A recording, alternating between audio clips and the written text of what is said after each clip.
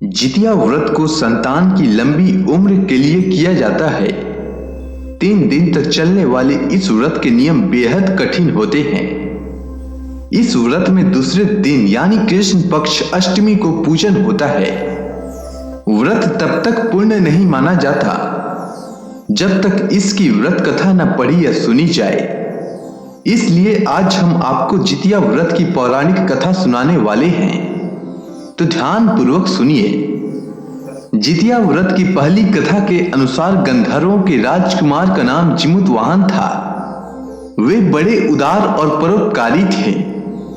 जिमुतवाहन के पिता ने वृद्धावस्था में वानप्रस्थ आश्रम में जाते समय इनको राज्य सिंहासन पर बैठाया, किंतु इनका मन राजपाट में नहीं लगता था। वह राज्य का भार अपने भाइयों पर छोड़कर स्वयं वन में पिता की सेवा करने चले गए। वहीं पर उनका मलयवती नामक राज्य कन्या से विवाह हो गया। एक दिन जब वन में भ्रमण करते हुए जिमुतवाहन काफी आगे चले गए, तब उन्हें एक वृद्धा विलाप करते हुए दिखी। इनके पूछने पर वृद्धा ने रोते हुए बताया, मैं नागवंशी स्त्री हूं और मुझे एक ही पुत्र है। पक्षी राज गरुड़ के समक्ष नागों ने उन्हें प्रतिदिन भक्षण हेतु एक नाग सौंपने की प्रतिज्ञा की हुई है। आज मेरे पुत्र शंखचूड़ की बलि का दिन है। जिमुतवाहन ने वृद्धा को आश्वस्त करते हुए कहा, डरो मत, मैं तुम्हारे पुत्र के प्राणों की रक्षा करूंगा। आज उसके बदले मैं स्वयं अपने आप को उसके लाल कपड़े में ढककर वध्य शिला पर लेटूंगा। इतना कहकर जिमुतवाहन ने शंखचूड़ के हाथ से लाल कपड़ा ले लिया और वे उसे लपेटकर खुद को बलि देने के लिए चुनी हुई वध्य शिला पर लेट गए। नियत समय पर पक्षी राज गरुड़ बड़े वेग से आए और वह लाल कपड़े में ढके जिमुतवाहन को पंजे में दबोचकर पहाड़ के शिखर पर जाकर बैठ गए।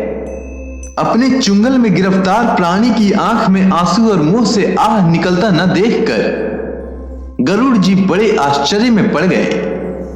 उन्होंने जिमुतवाहन से उनका परिचय पूछा। जिमुतवाहन ने सारा किस्सा सुनाया। गरुड़ जी उनकी बहादुरी और दूसरे की प्राण रक्षा करने में स्वयं का बलिदान देने की हिम्मत से बहुत प्रभावित हुए। प्रसन्न होकर गरुड़ जी ने उनको जीवन दान दे दिया तथा नागों की बलि ना लेने का वरदान भी दे दिया। इस प्रकार जिमुतवाहन के अदम्य साहस से नाग जाति की रक्षा हुई और तब से पुत्र की सुरक्षा हेतु जिमुतवाहन की पूजा की प्रथा शुरू हो गई। आश्विन कृष्ण अष्टमी के प्रदोष काल में पुत्रवती महिलाएं जिमुतवाहन की पूजा करती हैं। कैलाश पर्वत पर भगवान शंकर माता पार्वती को कथा सुनाते हुए कहते हैं कि अश्विन कृष्ण अष्टमी के दिन उपवास रखकर जो स्त्रियां प्रदोष काल में जिमुतवाहन की पूजा करते हैं तथा कथा सुनने के बाद आचार्य को दक्षिणा देती हैं, वह पुत्रों का पुण्य सुख प्राप्त करती हैं। व्रत का पारण दूसरे दिन अष्टमी तिथि की समाप्ति के पश्चात किया जाता है। यह व्रत अपने नाम के अनुरूप फल देने वाला है। अब चलिए सुनते हैं जितिया की दूसरी कथा, जो महाभारत काल से जुड़ी है।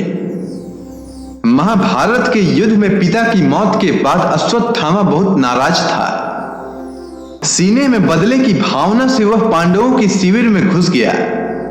शिविर के अंदर 5 लोग सो रहे थे। अश्वत्थामा ने उन्हें पांडव समझकर मार डाला। कहा जाता है कि सभी द्रौपदी की 5 संतानें थी। जब पांडवों ने अश्वत्थामा को बंदी बनाने के लिए अश्वत्थामा के पास गए, तो क्रोध में आकर अश्वत्थामा ने ब्रह्मास्त्र का प्रयोग किया। इसके बाद भगवान श्री कृष्ण के कहने पर अर्जुन ने भी ब्रह्मास्त्र का प्रयोग किया। महर्षि वेद व्यास के कहने पर अर्जुन ने तो ब्रह्मास्त्र को वापस कर लिया, लेकिन अश्वत्थामा को ब्रह्मास्त्र वापस लेने नहीं आता था। ऐसा कहकर अश्वत्थामा ने अभिमन्यु की पत्नी के गर्भ में पल रहे बच्चे को ब्रह्मास्त्र से मार डाला। ऐसे में भगवान श्री कृष्ण ने अपने सभी पुण्यों का फल उत्तरा की अजन्मी संतान को देकर उसे पुनः जीवित कर दिया भगवान श्री कृष्ण की कृपा से जीवित होने वाले इस बच्चे को जीवित पुत्री का नाम दिया गया। तभी से संतान की लंबी उम्र और मंगल कामना के लिए हर साल जितिया व्रत रखने की परंपरा को निभाया जाता है। मान्यता है कि जो महिलाएं जितिया व्रत करती हैं, उनके संतानों की रक्षा स्वयं भगवान श्री कृष्ण करते हैं। अब मैं आपको जितिया की सबसे प्रचलित कथा चील और सियारिन की कथा सुनाता हूं। आप ध्यानपूर्वक सुनिए। नर्मदा नदी के पास एक नगर था, कंचनबटी। उस नगर के राजा का नाम मल्लकेतु था। नर्मदा नदी के पश्चिम भाग में बालूहट्टा नाम की मरुभूमि थी, जिसमें एक विशाल पाकड़ के पेड़ पर एक चील रहती थी। उसी पेड़ के नीचे एक सियारिन भी रहती थी। दोनों पक्की सहेलियां थी। दोनों ने कुछ महिलाओं को देखकर जितिया व्रत करने का संकल्प लिया और दोनों ने भगवान श्री जिमुतवाहन की पूजा और व्रत करने का प्रण ले लिया। लेकिन अष्टमी को शाम होते होते सियारिन को भूख लगने लगी और उसने अपने भूख को शांत करने के लिए मांस का भक्षण कर लिया, जिससे उसका व्रत टूट गया। पर चील ने संयम रखा और नियम व श्रद्धा से अगले दिन व्रत का पारण किया। फिर अगले जन्म में दोनों सहेलियों ने ब्राह्मण परिवार में पुत्री के रूप में जन्म लिया। उनके पिता का नाम भास्कर था। चील बड़ी बहन बनी और उसका नाम सीलवती रखा गया। सीलवती की शादी बुद्धिसेन के साथ हुई। सियारिन छोटी बहन के रूप में जन्मी और उसका नाम कपूरावती रखा गया। उसकी शादी उस नगर के राजा मलयकेतु के साथ हुई। अब कपूरावती कंचनबटी नगर की रानी बन गई। भगवान जिमुतवाहन के आशीर्वाद से सीलवती के 7 पुत्र हुए, पर कपूरावती के सभी बच्चे जन्म लेते ही मर जाते थे। कुछ समय के बाद सीलवती के 7 पुत्र बड़े हो गए। वे सभी राजा के दरबार में काम करने लगे। कपूरावती के मन में उन्हें देख ईर्ष्या की भावना आ गई।